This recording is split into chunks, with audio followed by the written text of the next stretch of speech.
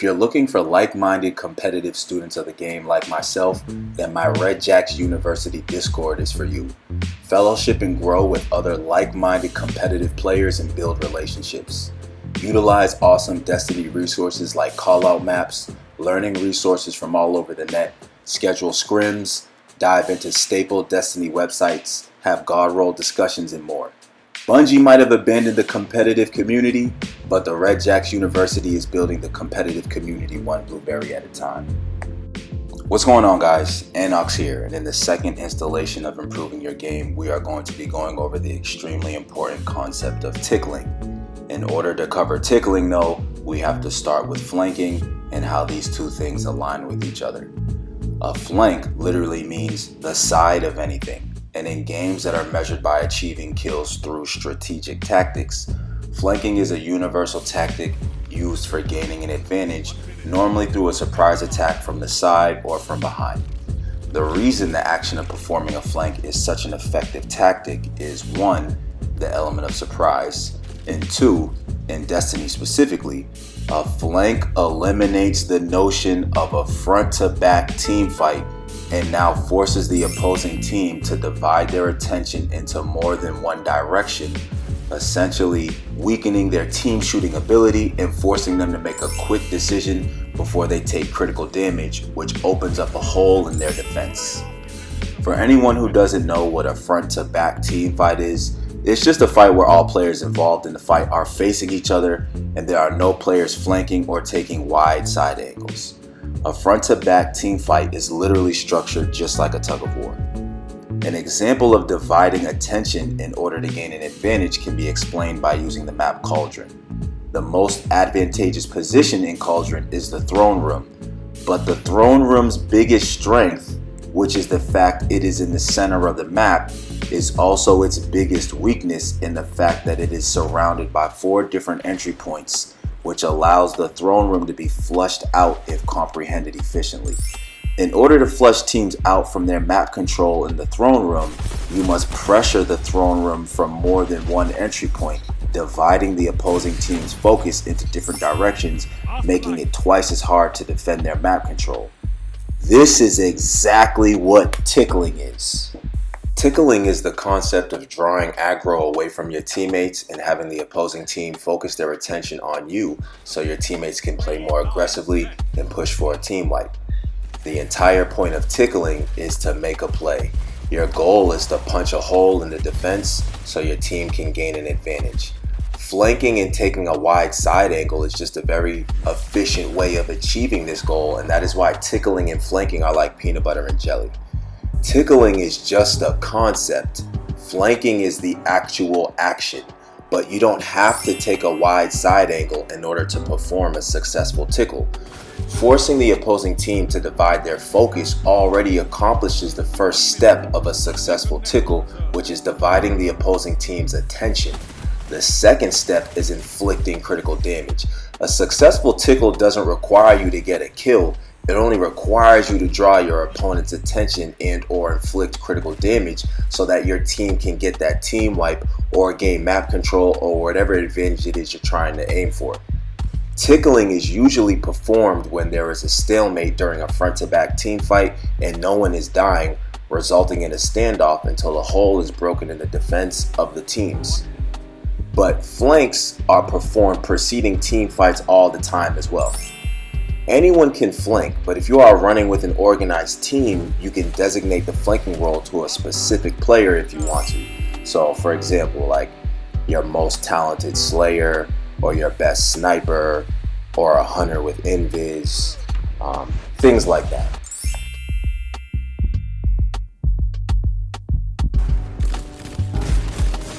One opponent remains. 2 for 1. Flanking is a high-risk, high-reward play because it means you're alone, and experienced teams look for and call out lone wolf players because they're an easy target.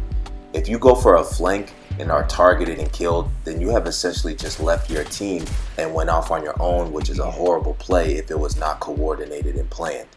If you are playing solo, then this is normally the case when you try and go for a flank, which in more cases than not normally ends in a team wipe or a huge loss of momentum for your team if you aren't successful with the play. But the reward is high. The reward is breaking a hole in the opposing team's defense, allowing your team to gain momentum. This is why the tickling concept is completely different when playing with a team, because this play can be coordinated with much more structure, increasing your chance of success. Are we gonna try and stop them from getting a cap? Like, Only one enemy is left.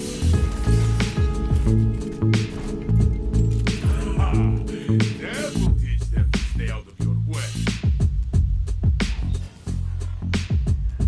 Precise comms are almost imperative when tickling, because in order for a tickle to be successful, you need to communicate with your team when you begin to draw aggro and when you have inflicted critical damage, so they know exactly when to push to maximize the flank. Some examples of common comms are "I'm engaging," "stay alive," which basically means absolutely positively don't die within the next 30 seconds in time for me to make this play. "He's tagged," "they're weak," "I have X amount of guardians on my radar," "rotate or wrap" if you have a horrible angle. I'm at big number, I'm at small number, which indicates how much of your super you have. "Heavy," "push," or watch me," which means pay attention to me, I'm about to try and make a play.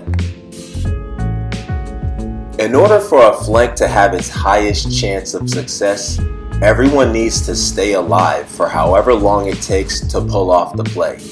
Remember, staying alive and doing damage is the name of the game. When a flank occurs, the team is essentially splitting up, which in Destiny is a cardinal sin. So the core mechanic of a flank involves putting your team at a huge disadvantage in order to try and reap a high reward. So if this play is to be executed efficiently, then everyone needs to be alive. The flanker is trusting his teammates to stay alive until he can inflict critical damage and make the call back to them to clean up the rest.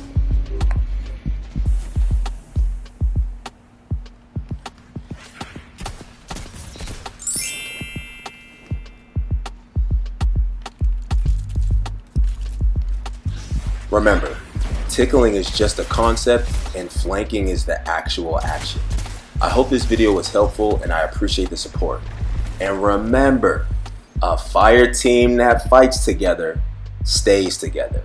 Holla at Chigwalla.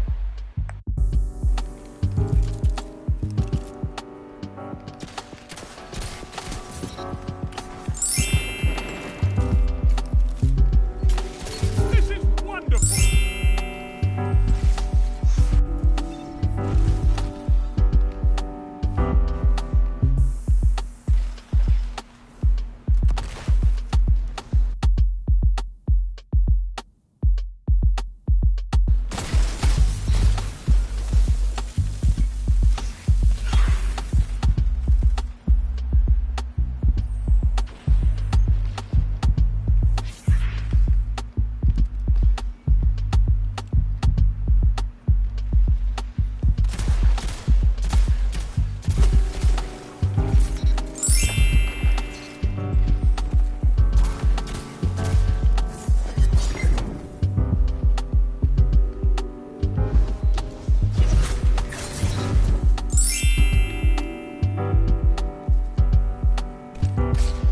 come on, guys, I'm gonna need you guys to put some shots down or something.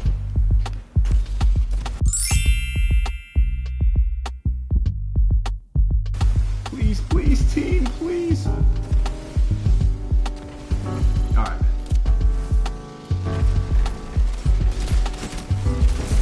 Double down. This is wonderful.